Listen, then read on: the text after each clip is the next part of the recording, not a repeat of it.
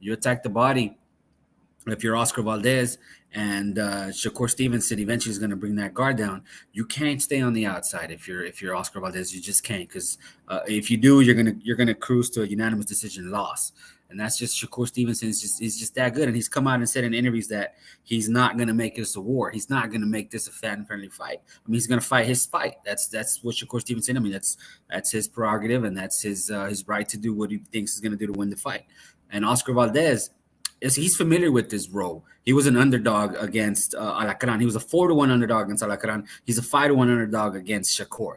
So it's nothing new for Oscar Valdez. People have been underestimating him since for a while now. And then the one thing about Oscar Valdez is he's battle tested. He's been through the trenches. He's got his jaw broken in a fight before and finished the fight. And that's just the kind of heart that Oscar Valdez has. Has Shakur Stevenson been tested at that kind of level? No. And we'll see if Oscar Valdez can land that left after working and peppering the body and bringing that guard down and working on the inside.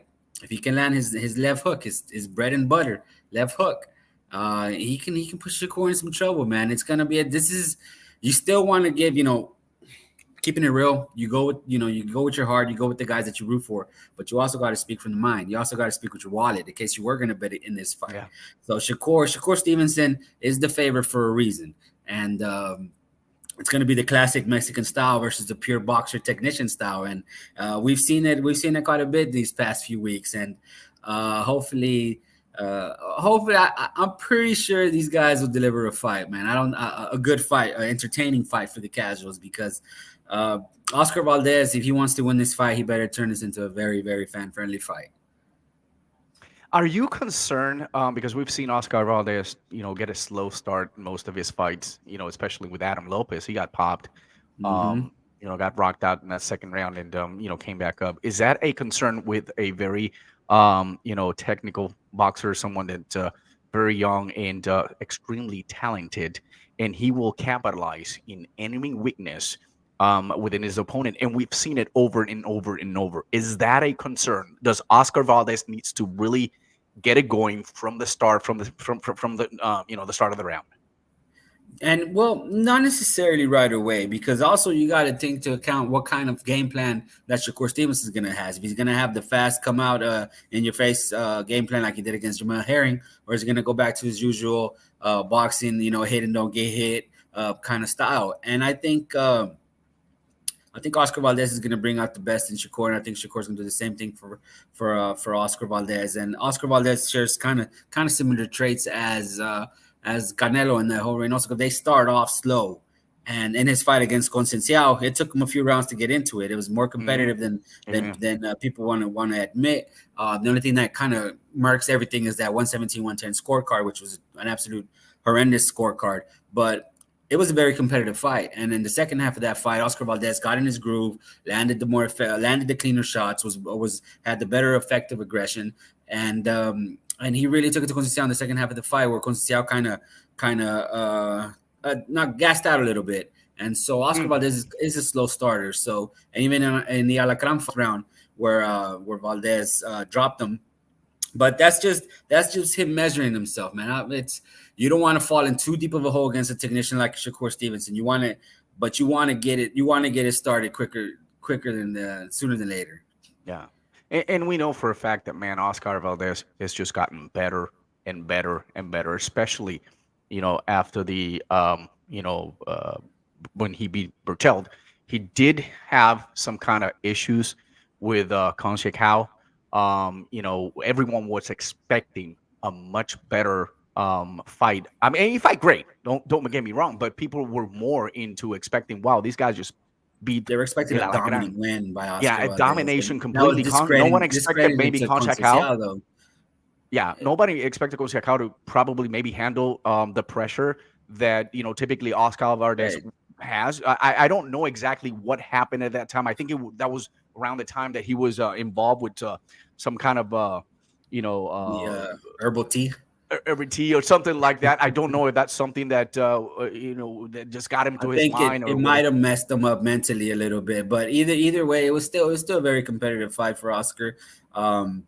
With a lot of white noise in the back that he had to go through, and so But hopefully, with this fight, he can erase a lot of the doubters and get him back on his side because he definitely took a hit to his rep because of that whole ordeal, and you just got to Yeah. call it like it is. So hopefully, after this weekend, he can you know quiet some doubters and bring a few of the Yeah. people that were on the fence back to his side of the grass. Exactly. And those of you that are joining, thank you so much. We did have technical issues, by the way, Hopper. We didn't start recording in live like when we were Yeah, about the that's third that's why minute. I asked So, you. Gringo, this is what That's happens why when we you're missed not you, here. Gringo. We're already having But it's we've okay. been We're missed. here to break it down like it should be always. Long Live Boxing here with Manny Marrero and Hopper, the master expert, the Mexican, the Oh, hardcore boxer. Right now, let's go quickly into the messages right now to this comments here. It's JC from Ringside Report. It says Valdez is gonna shock the world. I mean, Hopper, this is tapping into what you think you believe. oh yeah. How do you think Valdez may shock the world? Well, and here's the thing: if Oscar Valdez is going to win this fight, it's going to be by a technical knockout or knockout. If Shakur Stevenson wins this fight, it's going to be by a decision. I mean, unanimous decision. That's how I feel about this fight because, like I said earlier, while we weren't recording, while we weren't on live, if Oscar Valdez wants to win Yes. this fight, he has to make it a fan friendly fight. He has to get on the inside. He has to land body punches, golpea el cuerpo y la cabeza cae sola. Force Shakur Stevenson into an uncomfortable fight. He said in previous interviews that the interviews leading up to this fight that Shakur is not going to make this a fan. He's not going to. He's going to do his thing, hit and not get hit. He's talking about just boxing, and Oscar Valdez has to disrupt that. He just has to. He has to find a way to get on the inside. If he stays on the Yeah. outside, he's just going to get picked apart. He's going to get A- picked apart by Shakur. Shakur is just that And he's good. going He's to. a I champion think the for a reason. jab, the He's massive considered one of the jabs. best. Yeah, it's one of the fastest jabs and great defense. And this last fight against Jamel Harrington, we saw a different level of Shakur that we hadn't seen before. A more aggressive, in the pocket Shakur Stevenson, who was while slipping in punches while landing his hard shots. So that's what if he decides to fight like that against Oscar. I think we'll be in for a fight of the year candidate. But if Shakur Stevenson falls back on his technical abilities and just wants to box on the outside, it's gonna be tough for Oscar to get on the to make it enforce Yeah. his game plan. That's what I'm saying. And I think in my eyes, either thing can happen. I think that the first two rounds are going to dictate pretty much, how which boxer it's actually going to grow out from the fight, and it's going to start at least taking the slight lead into this. And honestly, Shakur Stevenson is a guy that's very careful with his punches, the way he throws, but very accurate and selective. But he's got a great accuracy and lands great. He understands what the defense is going to do. And at times it's like the speed of his hands would lead him into, well, I'm gonna get you into the body, or I'm gonna get you a couple of times. You probably pull back and he gets you with the right hand. So these are some special movements that Shakur has that actually it's going to be very challenging for, I think, Oscar Valdez to try to have an opportunity to go in the inside. And I think Valdez needs to really, I'm curious to see how Valdez can keep that rhythm of a young Shakur Stevenson in where probably 6, 7, 8 rounds will actually dictate if Valdez can go out to that distance, or can Shakur just continue to pound and pound and pound, which And most control the likely that's fight. what I'm envisioning later in the rounds. I believe that Shakur Valdez is gonna just gonna be taking so many punches in different ways, not enough to. I mean, he gets popped if he gets careless, but I think the way he has grown from the last 3 fights, I think he's still going to contend and he's still going to be strong in the later rounds. Nando Yama says if Valdez doesn't take care at early point lead, Hmm. Shakur is more than capable of stinking it out to the victory, and that's Yep. absolutely right. I That's think that and he that's needs to what come in and very that's my aggressive. concern because Yep. I'm hyping this fight up a lot on social media, and my concern is that if a lot of people tune in and Shakur performs in this manner, which he is more, And he has the yeah, abilities for that. He has the abilities. If he he's builds up flawless, a Hopper. four round lead, he's just gonna box his He, way out. He's just gonna stay on the outside and making it harder for Oscar Valdez. And Oscar Valdez, he has to use that smart aggression. He has to try to get on the inside, but smartly because Shakur's eh, he's just that good. So he has to set up that left hook. He just has to work the body, drop the guard, and see if you can land that pan and left hook. Definitely, Shakur. It is the clear favorite. There is no doubt about that. But like I said, it's still anyone's game inside the ring. Shout out to Mr. G Funky Boxing. Thank you for coming up here today. Nando Jama Shakur says he wants the stoppage. Hopefully, it is fan-friendly fight, regardless of the outcome, and it is. I mean, if you've seen some of the press conferences, I think the people wanted them to hype themselves up. I mean, I was watching today, and they were both looking at it, smiling, trash talking, but very friendly way. And then someone from the public say, "Grab his belt," and so Shakur took a grab of the WBC belt, and then Oscar Valdez did the same thing. It is a friendly rivalry, to be honest. And so rivalry meaning that, hey, we want to be unified at the 130 pounds. What would that do to either boxer? I think Oscar Valdez proved a lot of people after Miguel Berchelt, but there's that next level, and that next level, it's against one of the youngest talented future pound prospects that we've seen in these times. And so it's going to be definitely a huge battle, and I'd say candidate fight of the year. I can predict that because none of the guys want to leave. They're going to leave it all in the ring. There's a lot in stake in here, and regardless of whoever loses, there's no shame to this. Because if I fought Shakur Stevenson and I lost, I mean, I lost against the best. I'd give you a good chance to win, Manny. I would bet on you. I would bet on you. You bet on me? To beat Shakur? I would. Me? Oh. Yeah. Maybe you probably go one round. I'll try to run it away. I'll run the marathon, This is what you call a legacy fight. It's a legacy fight for each fighter, for the winner, even for the loser if you perform admirably. There's a lot of times in boxing where the loser can sometimes come out as a winner as well, even if it's a moral victory. Yes, it sucks that you lost, but in the eyes of the public, in the eyes of the fan, you come out as a guy who actually took more out of a fight than sometimes a winner does. So especially with considering the paydays that you come out in the future. But of course, you definitely want to win the fight. And but it's a legacy fight, so there's no shame in losing. Is basically what I'm trying to say. Is there's no shame in the loser.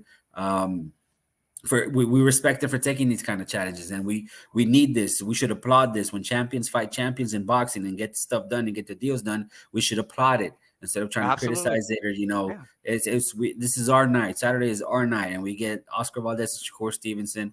As boxing fans, I'm geeking. I'm excited. I can't wait. This is it's the kind of fight that we deserve. We asked for this so much, and then we finally get it. Let's just enjoy it. By the higher weights are still trying to plot themselves to see what the future looks like for them. 147, 154, 560. Yeah. You have the lower divisions with they being overshadowed by all the BS that's going on in boxing, and now you're starting to see. I mean, we lightweight, super featherweight. I mean, all these, even the featherweights though, because you have some amazing talent, and you have someone as good as Vaquero Navarrete.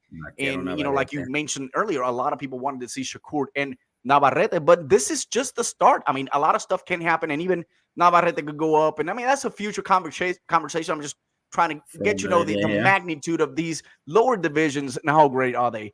Saludo Chido Boxing, saludo, gracias por estar aquí hoy. Jesse Bam fighting Sarungsava in San Antonio. So that's, these lower divisions are fire. Cesar Martinez and McWilliams Arroyo, the rematch.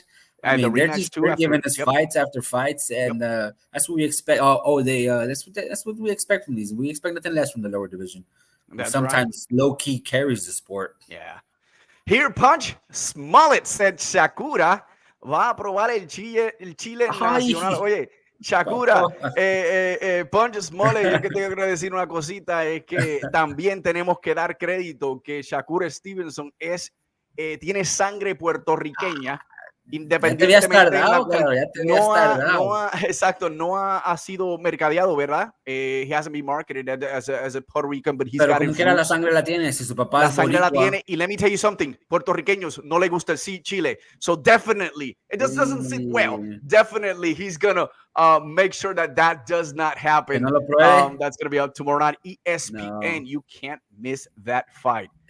JC, Punchy Lou.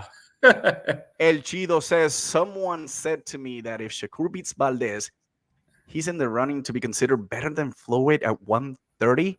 I say Floyd's I better think, and has man, Corrales that's win because of the he's 130. in the running. He's in the okay. He says that he's in the running to be He's considered. in the running.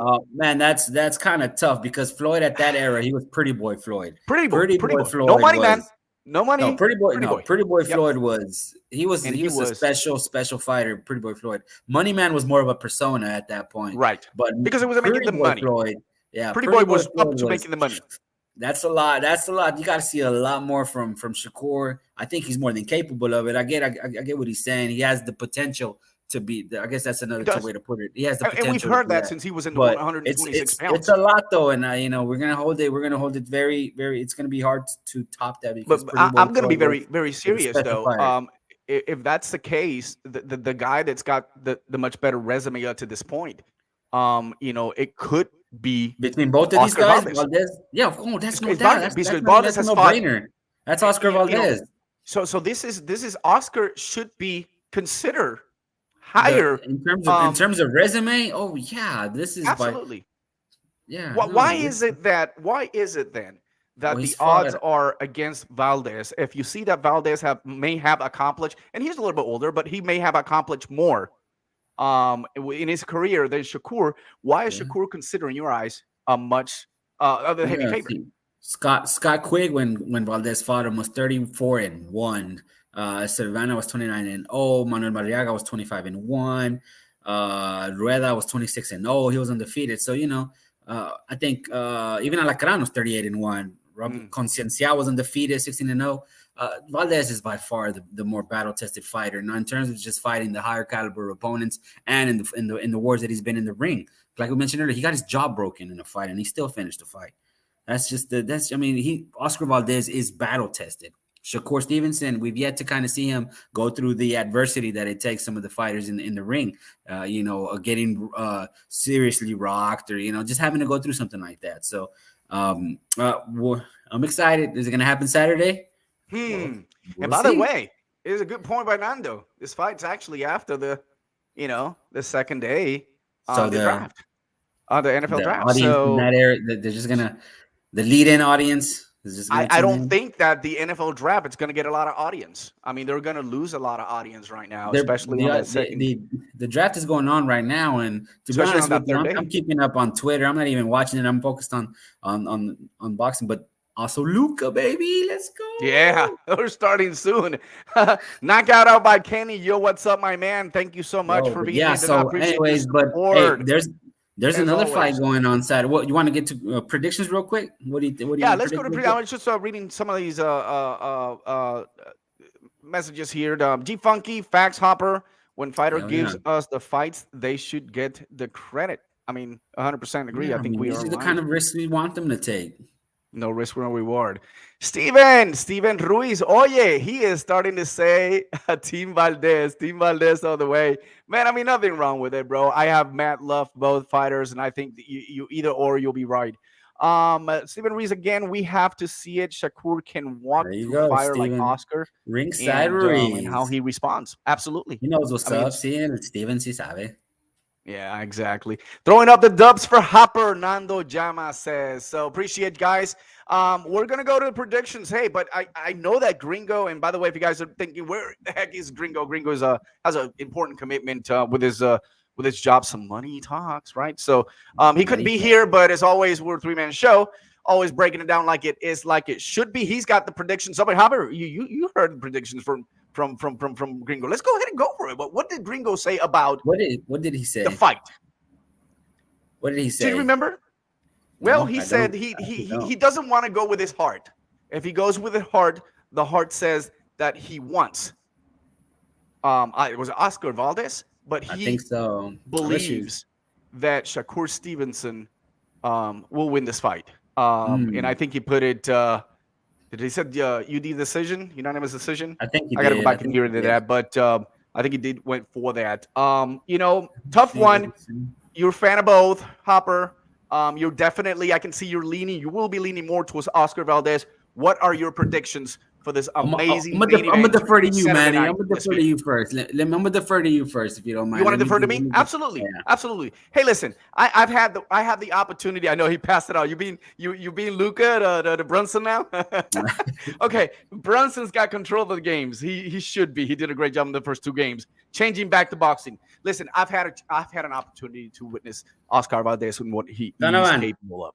And I think that he needs to start the pressure at the beginning, set the pace, set the tone. It's going to be very difficult for Oscar Valdez to get in that inside because Shakur has that reach. He stands well and he's very selective with his punches. And I think that he's going to continue to try, but he eventually will end up failing. The combinations, the straight shots, that whip, when it comes to that jab, it's going to continue to land until he's going to frustrate Valdez. Valdez, I don't see him. He's got that chin. He got rocked down by Lopez in the second round. He vulnerable, but we've seen him progress from time to time. And I'm going to be very honest. Is it going to be a knockout? I thought it would at the beginning, but I see Oscar Valdez grew so much, and the way this whole media week has gone, I got to give it a better shot to Valdez. He's trained well. He looks great, fantastic. But I'm going to say Shakur Stevenson. And that's going to be, for me, a split decision because there's going to be a judge, and I hope it's not a donkey that is actually going to give it to Oscar Valdez. That is my final answer. Hopper, nice. Okay, pass it to you. This is why I wanted you to go first, because I knew who you were going to pick. I knew who you and Gringo were picking already. So that's why I was like, you know what? I'm going to defer to you guys. I'm going to say, you know what? All right. Look. I'm always rock with mine, man. I'm gonna ride with my guys. Until the wheels fall off, and even then I'll walk it. So, does the heart disagree with the mind and the wallet sometimes? Of course, all the time. Yeah. And in this instance, I'm gonna believe in my boy. I'm gonna believe that Oscar Valdez can pull it off. I'm gonna go ahead and call it an 11th round, and the only way he's gonna win is if he gets win by stoppage. Because I think Shakur, if it goes to decision, Shakur is gonna win. I think Oscar Valdez is going to get him the 11th round, and that's where I'm going to put it, man. I believe Oscar Valdez can do it. I'm gonna ride with mine. I'm gonna rock with them. Able to rock Shakur Stevenson. Oh, he's gonna have to if he wants to win this fight. This is the manner he's gonna. So what you're saying is right now you see no chances at all going into the distance, and you're going all in. No, you're pushing all your chips to go all in on something that if you bet on that, you're going to make a lot of freaking money. I mean, no one is actually expecting Oscar Valdez to knock out Shakur Stevenson. Hey, they underestimated against Alacran. He was a 4-1 underdog against Alacran. No. I believe he could. 5-1 against Alacran was up in an age. 5-1 against Shakur. So I mean, he's in this. He's familiar in this position. He was just the underdog. 2 fights ago against Alacran. So hey, I'm gonna ride with mine. So. Ni modo, it is what it is, carnal. Oye, otra rivalidad grande, ¿sabes? Porque obviamente Shakur Stevenson, como ustedes saben, pues parte de, obviamente tiene su sangre que es boricua, y un detalle bien grande que pasó en este fin de semana, uno de los periódicos locales de Puerto Rico, ¿verdad? Porque como pueden entender, esta pelea, o sea, es tan grande que en todo Puerto Rico está listo para pasar un sábado emocionante viendo boxeo. Y obviamente se predice que Shakur Stevenson va a estar cargando la bandera de Puerto Rico en sus trunks, así que va a ser emocionante porque obviamente muchos conocen la historia de Shakur Stevenson, pero él nunca se ha como promovido, ¿verdad? Como ser boxeador, porque él no quiere buscar la atención, pero obviamente él ha estado conociendo sus raíces y sabiendo un poco al respecto de lo que es la cultura puertorriqueña, que es más o menos una cultura como americana, pero ya sabe cómo somos los latinos, ¿verdad? Somos bien chingones cuando se trata del deporte y a eso queremos apoyar. No lo estoy apoyando. I'm not supporting Shakur Stevenson because of that news. I want to make it clear. I got text messages and WhatsApp saying, hey, so now you got to root for Shakur because he's saying that, hey, we knew this for a while, right? And I've always been a fan of him. And I've always, not because of a name, not because of, where he's from, because of the boxing skills, my friends. That is why I'm a fan of Oscar Valdez, too. That is why if Oscar Valdez gets the win, and if that happens, I mean, someone talked about here in this chat that he was going to he was going to, I mean, he was going to shock the world. I mean, JC, is that how you feel that he's going to shock the world? It, bro. I Knock believe you it. I down? believe it, man. I believe it. So we Oscar got Valdez people who is. believe it. I mean, there's nothing wrong. There is power. There is power to Oscar Valdez, and he has proven. And by the way, 30 fights, 23 knockouts. Come on. If he doesn't, I mean, all right. So and anyone can have an off night.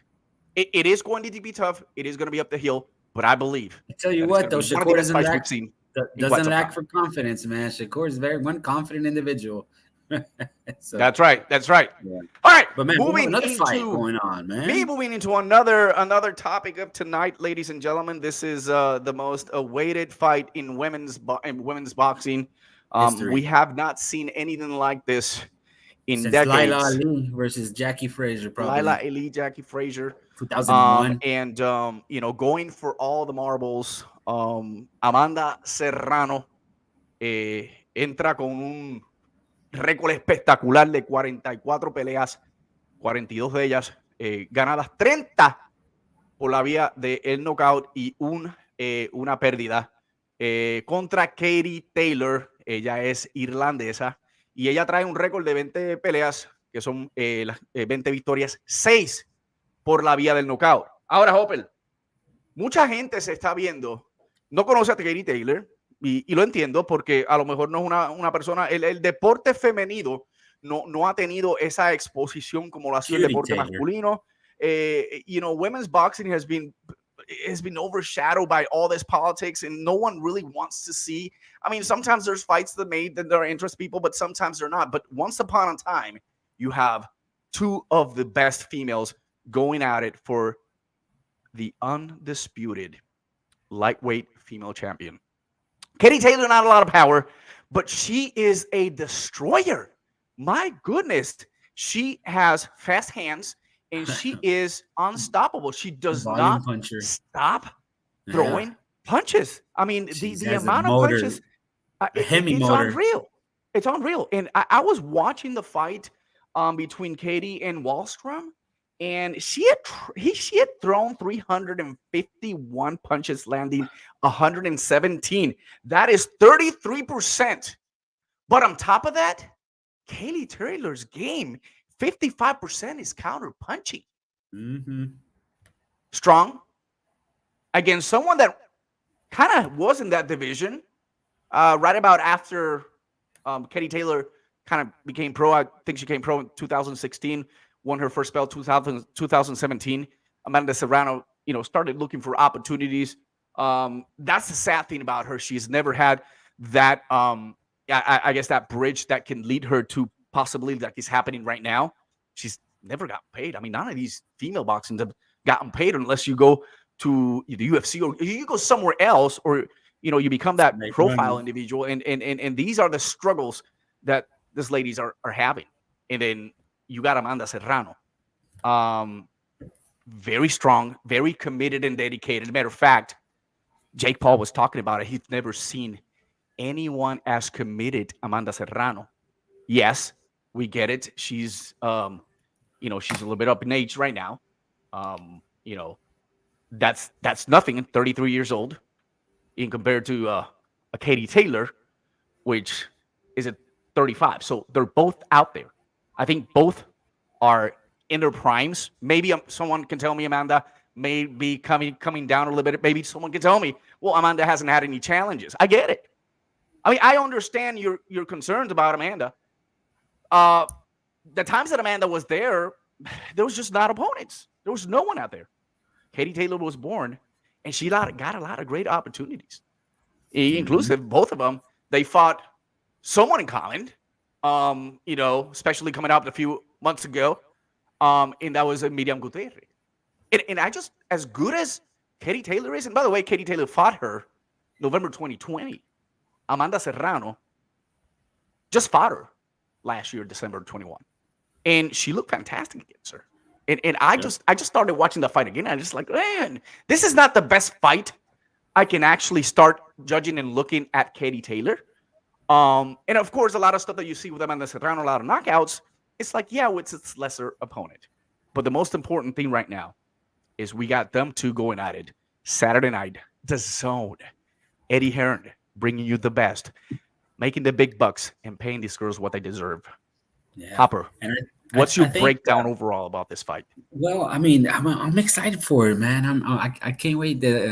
Like I said earlier, it's one of the biggest women's fights ever since Lila Ali and Jackie Frazier. And man, I'm gonna have to call it like I see it, man. Amanda Serrano, I still see her in her peak. I still see her prime, and she's up in age, but she's a very special athlete.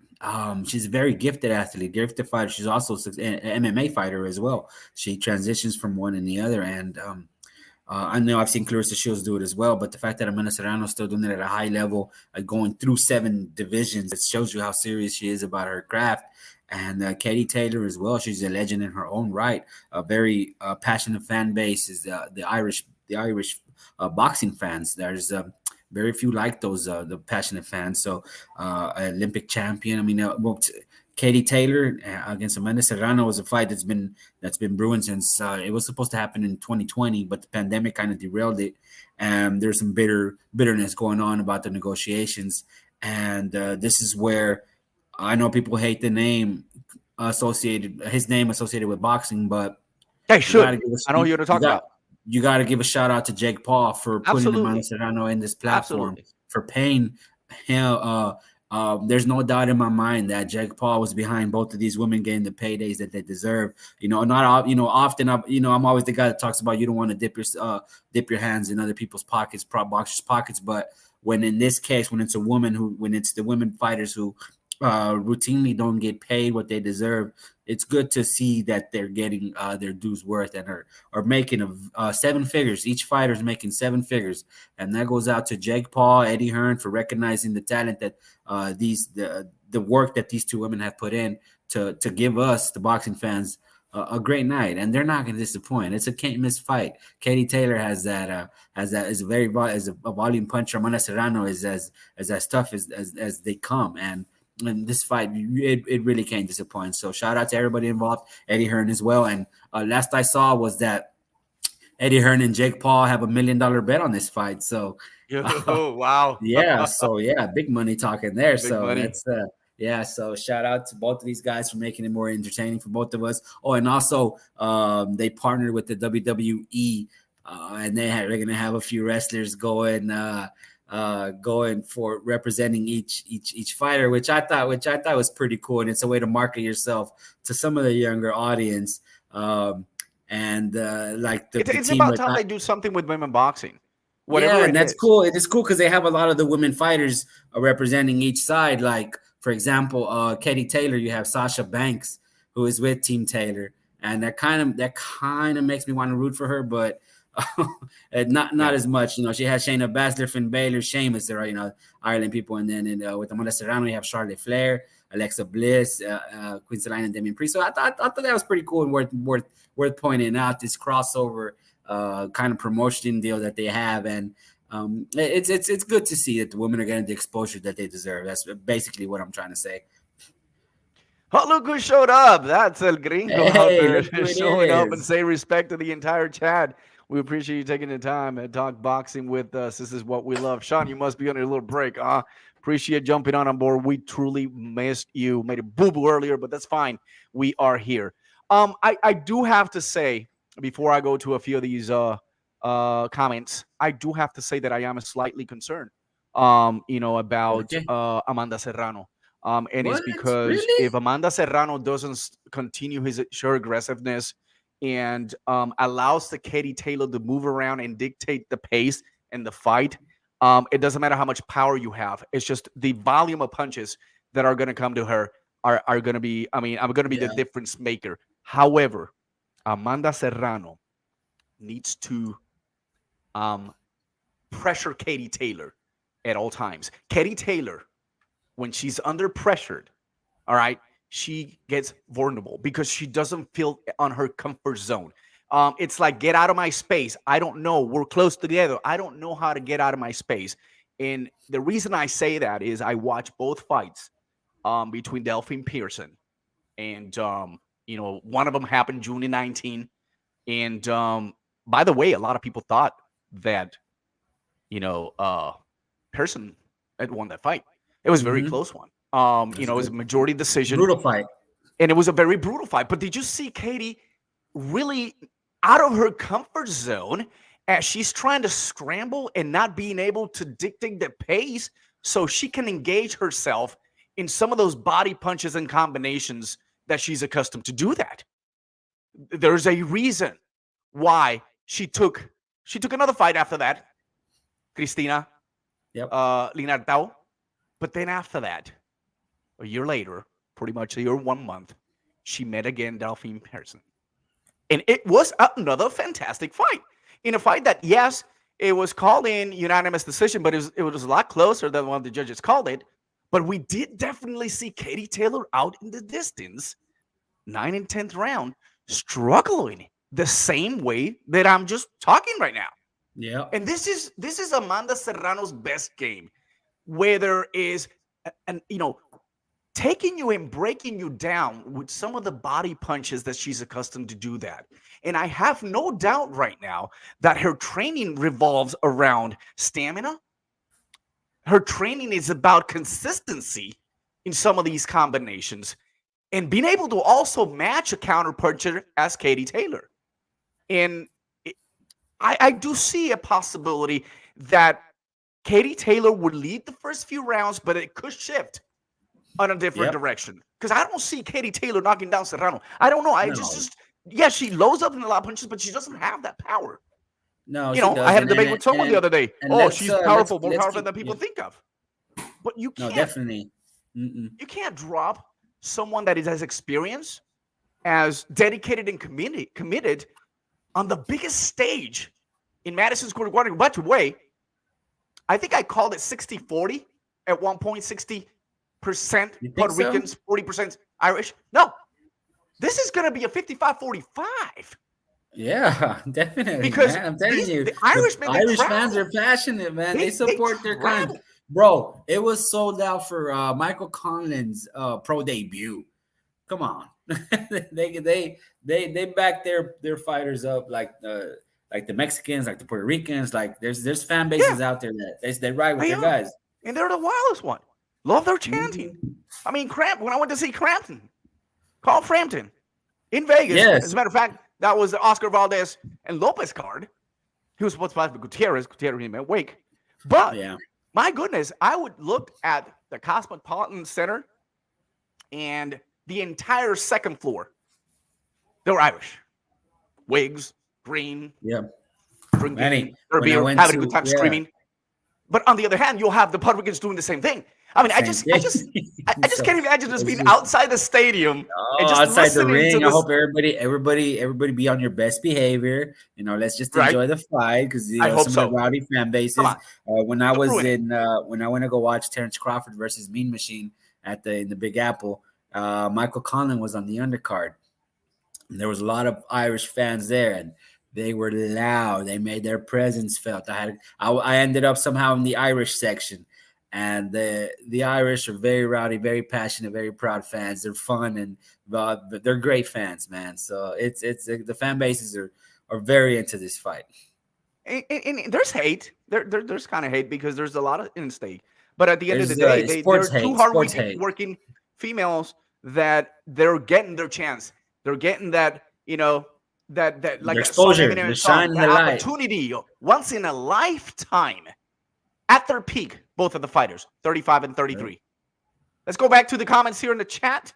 El Chido Boxing 7 division crazy makes Serrano look like a beast. Yeah, it does. 7 divisions. Oh, Manny, I mean, she didn't stay at 135 and wanted to go cherry picking down at 122 bantamweights and come up. I mean, okay, I get it. I understand. But it was the best that she thought it could be at the particular time. That's nothing wrong with that. If you can make it a weight. If I can make the weight of 105 pounds, I'm going to go down there. Am I going to be in an advantage? Who knows? Not really, maybe. But she still went out there and did it and, beat champions. And I know I contradict myself a lot. I'm not going to go there. But the reality is you set your own career, you set your own path, and you go for it. And I think it's important. Yeah. Lee Graves, I hate that vast line of Thriller going through my head right now. Major earworm. Aren't we all? Here's the gringo again. That make me think these judges are definitely going to be paid off. LOL. I hope not. Whoa, I mean, whoa. so are you saying Wow. right now that judges are going to root for more, have eyes towards Amanda Serrano and leaning towards that side than Katie Taylor if we know for a fact this is a 50-50? Is that possible? Oh, he's talking to you, Gringo. What do you I mean, what do you got to say to that? What do you got to say to Gringo, that, Gringo? you got 2 seconds to answer that. 1, 2. Okay, Oh, in your I'm face. up. Just dunked in Maybe your face, we'll hear his Gringo. comment Sunday. Hmm. Maybe I'll probably Should have gonna have been to here, put a bro. Kroger bag on me. Should have been here. What do you think, Manny? You want to get to predictions real quick and call it Let's a go night? to the predictions, ladies and gentlemen. Let's go to the predictions, Hopper. I know that you have a lot of sentiments. I know that you have broken down exactly like the fan perspective, and you understand clearly the opportunities and potential for both fighters. Who are you leaning towards? What are your predictions? I'm leaning towards Amanda Serrano. I think she's gonna win this in a decision, unanimous decision.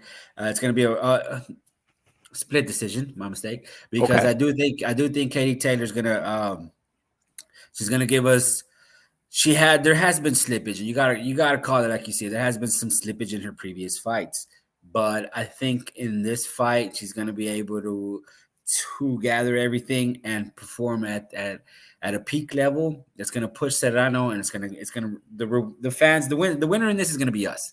So, but I do think Amanda Serrano is gonna pull it off split decision in a great fight. I like you, Hopper. Never expected that. Maybe No, but tonight, huh? I can see No, what you're I like saying. Katie. I like Cutie Taylor. I do. I You do. I like like Cutie Cutie Taylor. Taylor? You like Cutie She, Taylor? yeah. So, but Um, she's no, but hmm, Amanda Serrano, she's just man. She's like a machine, bro. She's just so the dedication to her craft, the training, I mean, yeah. What's not to like about her, man? She's still at her yeah. peak, and I think that's what's gonna separate these two. I totally agree. I just hope that Amanda really, I know for a fact she has come strong. By the way, she got great words of encouragement from a legend, a super champion himself, in Felix Tito Trinidad, and he said it simple. With Amanda's passion and dedication, she should be able to accomplish what she wants to do inside the ring and become victorious. There's going to be a lot of screaming and yelling at the Madison Square Garden. And I truly believe that. I think Amanda, it's more than what we've seen in the past. And I don't want to make a mistake in whether or get confused in whether what do I want and what I'm hoping for. But sometimes I have to go what I'm hoping for. And I have to go with shocking the world. And I have to take it for the fact that she is a 7 division champion. She has been undisputed, and going for undisputed again at a weight that she definitely feels comfortable. Yeah, she's moving up, but I think she feels great. I think that the partnership with Jake Paul and what he's doing in boxing, I think it will definitely benefit her, and she is incentivized. For that reason, ladies and gentlemen, today I am saying that Amanda Serrano will knock out Katie Taylor Oh, in the 10th round. That's my ooh, prediction. Why? nice. I think No, what I've seen in the that's past, doable. with some of the Katie Taylor opponents that have gone the distance with her, Katie Taylor just completely dissipates. And this is where Amanda excels in still building up the strength throughout the later rounds, which separates her from the pack. And I hate it. It's not that what I want, but it's what I've seen and what should happen, because some people like this, and don't get me wrong, Katie Taylor may lose, but she's not losing. She's still a great champion. But that's my final prediction. Nice. I Thoughts about like that it, one, Hopper? man. I like it. No, I like it, man. That's ballsy. That's bold. That's Manny Marrero, Puerto Rican. Who you got? You got two Puerto Ricans going at it. Amanda Serrano and I guess Shakur Stevenson. Well, even though he does, we'll give you that Oh, one. It's cool. okay. His Okay. dad's Boricua, so Yeah. for sure. I mean, But But those are, ladies and gentlemen, our predictions for today. We're breaking it down like it is, like it should be. with a Sunday recap. We thank you guys so much for Cowboys coming picked in today. Tyler Smith. Tyler Smith, wide receiver. The Cowboys picked Tyler Smith from Tulsa. Who's that? Offensive tackle. I don't know who he is. Okay, they went offensive tackle. All right, Anyways. so we got the Mavs that are coming in shortly. We got the NFL draft. We just broke it down like it is, like it should be, ladies and gentlemen. Remember, Sunday, we're going to also break it down and see what happened throughout the weekend. Great fights. Don't miss ESPN. That will be Shakur Stevenson against Oscar Valdez. And also, in the zone, the man that knows how to put cards together. And that will be Amanda Serrano, Katie Taylor via the zone, and Eddie Hearn. Until next time, ladies and gentlemen, thank you so much. And we'll see you Sunday.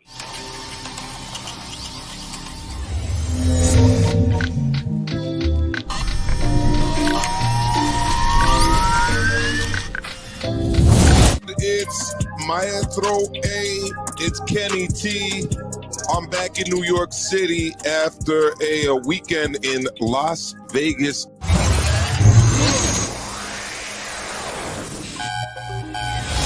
And we got Power Punchers episode 2, episode dos. Hit that like button as you come in. It's your boy Dave from the 408 coming to you all the way from my podcast studio in San Jose, Califas. You know what time it is. It's time for the shoot. Everyone, welcome to Al Chile. We got my partners in crime, Run PMC and Nopal, with us and visiting us for the first time.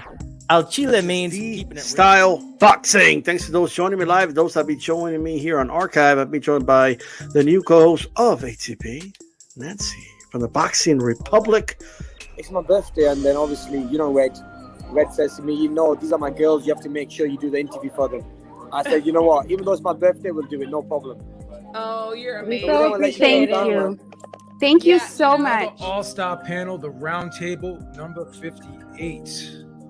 Really good weekend. Seguimos en vivo. We are live, ladies and gentlemen. Como siempre, Mari Marrero. Sean El Gringo Hicksa. Hopper. Hey. Always breaking it down like it is, like it should. Welcome to the Ringside Reporters Show, where we talk about the latest boxing news. If it's related to boxing, we're going to talk about it right here. My name is Eric Lorta, and I'm here with my co-host, Joe Habib.